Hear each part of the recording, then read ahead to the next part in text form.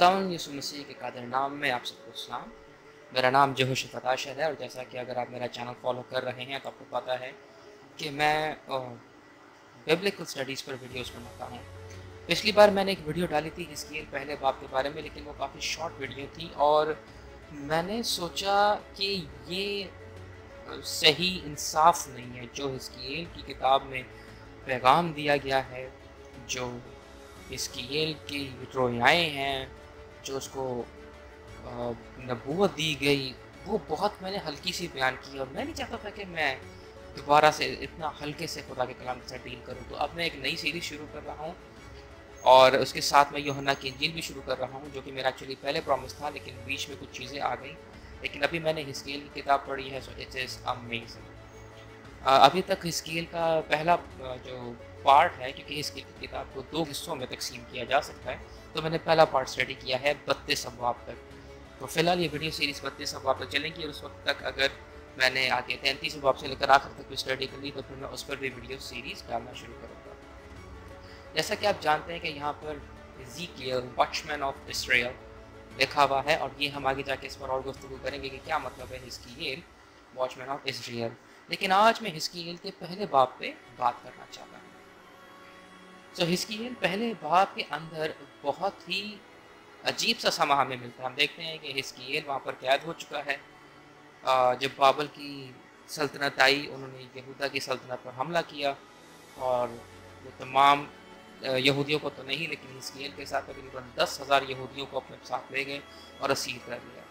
अब हिस्कील वहाँ पर जो दरियाए कबार है वहाँ बैठा हुआ है और सोच रहा है कि अब मेरी ज़िंदगी का क्या होगा, कि उसके ऊपर खुदा एक रोया नाज़िल करता है। तो ये कुछ बातें आपको बड़ी याद रखने की ज़रूरत है। हिस्कील ग़ुलाम है और वो वहाँ पर बैठा हुआ है और वो सोच रहा है मेरी ज़िंदगी के साथ क्या होगा कि खुदा उसके पास आ जाता है। अब यहाँ पर बहुत दिलचस्पी की बात है कि जब इसके लिए सोच रहा होता है कि मेरे साथ क्या होगा क्या नहीं होगा, तो उसको रोया में या उसके सामने खुदा आ जाता है और रोया में वो खुदा को देखता है। तो ये आपके सामने एक मंजर रिक्रिएट करने की कोशिश की गई है कि उसने क्या देखा।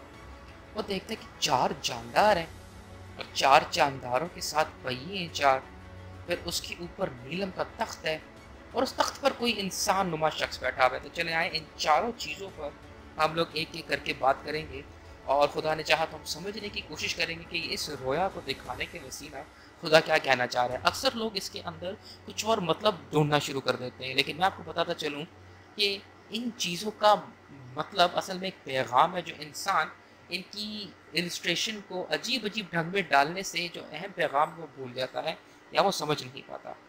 तो चले उस पर हम गौर करें।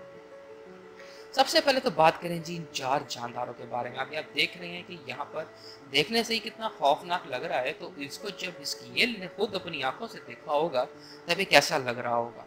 वो कहते हैं ये जानदार लगते तो इंसान जैसे थे, 5वीं आयत से अगर आप गौर करना शुरू करें, लेकिन इंसान जैसे थे ही नहीं। और आगे जब आयत ब आयत चलते हैं 5, 6, 7, 8, 9, 10, 11 और 14, तो इन तमाम के अंदर इनका जिक्र मिला हुआ है और इनकी डिटेल्स मिली हुई है कि इंसान जैसे लगते थे, लेकिन इनके 4 चेहरे और 4 पर थे। फिर इनके पाँव बछड़े की मानद थे और गर्म लोहे जैसे दहक रहे थे, जो कि असल में अदालत का साइन होता है। फिर अगर इनके पैरों के अंदर देखा जाए तो इनके इंसानों जैसे हाथ है, लेकिन हाथ भी 4 थे। तो एक जिस्म है इनका, लेकिन 4 पैर हैं, 4 सर हैं और 4 इंसानों जैसे हाथ हैं। फिर उनके पर क्या थे, 2 परों ने एक दूसरे को उनको ढांका हुआ था, जैसे कि आप देख रहे हैं यहाँ पर नीचे ये 2 परों ने इनको ढांका हुआ है और 2 पर अभी सिर्फ यहाँ पर इस तरह से दिखाया जा रहा है, लेकिन 2 पर इनके इर्द गिर्द अटैच थे, यानी कि दाएं हाथ से एक और जानदार के पर इसके पर के साथ अटैच थे और बाएं हाथ से एक और जानदार के साथ। अगर आप पिछला वाला देखें तो आपको पता चल जाएगा, आप वीडियो में वापस जाकर उसको देख सकते हैं। फिर हम देखते हैं कि वो चलते हुए मुड़ते नहीं थे, बल्कि सब सीधे आगे बढ़ते थे। ये बड़ी अजीब सी बात है। और फिर इनके 4 सरों की कुछ इलामत है। एक सर इनका इंसान जैसा था, दूसरा सर बब्बर जैसा था, तीसरा सर सांड जैसा था और चौथा सर उकाब जैसा था। और फिर वो ऐसे हटते और बढ़ते थे जैसे बिजली गूंज जाती है। जब ये चलते थे तो ऐसा लगता था जैसे कि बिजली कड़क रही है, तूफान आया हुआ है। इस तरह की रोया इसकी को दिखाई दी। अगर रात को आपके पास इस तरह की कोई छवि आ जाए तो आपका ऐसे ही हार्ट अटैक हो जाएगा। अगर ये काफ़ी नहीं था तो हिस्कील और देखते हैं। हिस्कील कहता है कि भाई इनके इर्द गिर्द पहिए हैं और ये पहिए भी अजीब हैं। ये पहिए सूरत और बनावट ज़बरदस्त की सी थी, यानी कि पहिए अब यहाँ पर तो आपको देखने से लग रहा है जैसे लोहे का, क्योंकि मेरे पास और कोई तस्वीर थी नहीं दिखाने के लिए, लेकिन ज़बरदस्त एक पत्थर होता है जिसको इंग्लिश में बैरल कहते हैं, तो उस बैरल के ये पहिए बने हुए हैं और बड़े अजीब पहिए हैं और इनकी वजह एक ही सी थी, यानी कि इनका साइज एक ही था। बट वेरी इंटरेस्टिंग, पहिए के अंदर पहिया था, जैसा कि आप यहाँ पर देख रहे हैं। तो ये समझ में नहीं आ रहा, क्योंकि पहिए के अंदर पहिया होता है तो जो अंदर वाला पहिया होता है वो तो छोटा होगा, लेकिन ये अजीब ही यहाँ पर इसको नजर आ रहा है कि पहिए के अंदर पहिया है, फिर भी उनकी जो बनावट है, उनकी जो वजह है वो एक ही है। फिर वो चलते वक्त अपने चारों पहलुओं पर चलते थे और पीछे नहीं मुड़ते थे। और बड़ी अजीब सी बात है कि ये आगे पीछे इधर उधर बिना मुड़े ही घूम जाते थे। और फिर इनका हमें मिलता है लास्ट 18वीं आयत के अंदर कि उनके हल्के बहुत ऊंचे और डरावने थे और उन चारों के हल्कों के गिर्द गिर्द आंखें ही आंखें थी।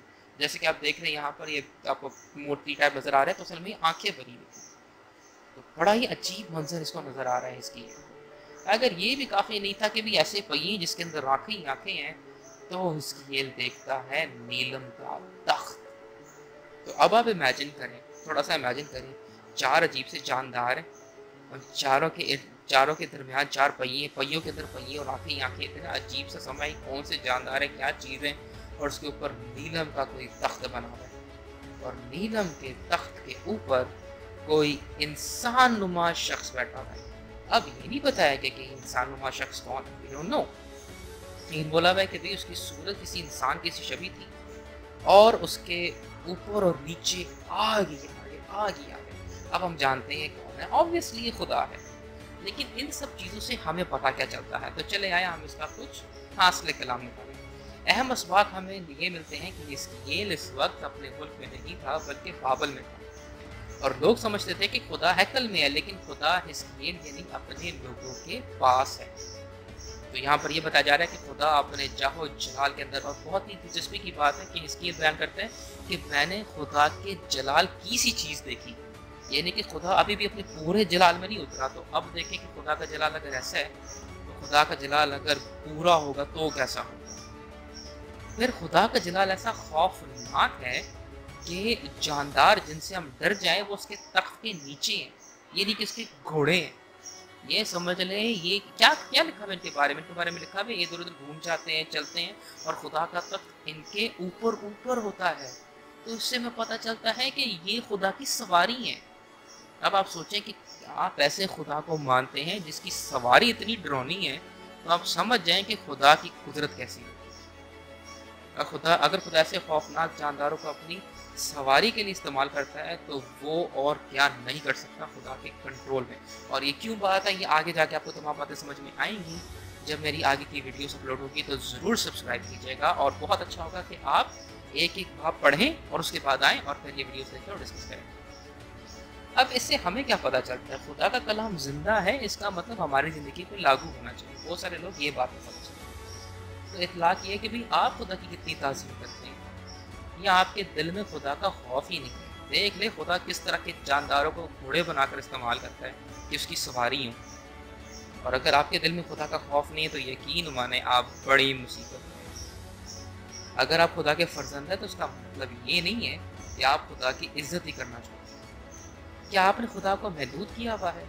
क्योंकि खुदा पत्थर के बनाए हुए घरों में नहीं रहता। और ये लोगों को बड़ा होता है, ये अल्तार है, ये मज़बा है, ये है, ये वो है। ना ना ना ना ना ना, खुद आप क्या बनाओगे? आप बना क्या सकते हो?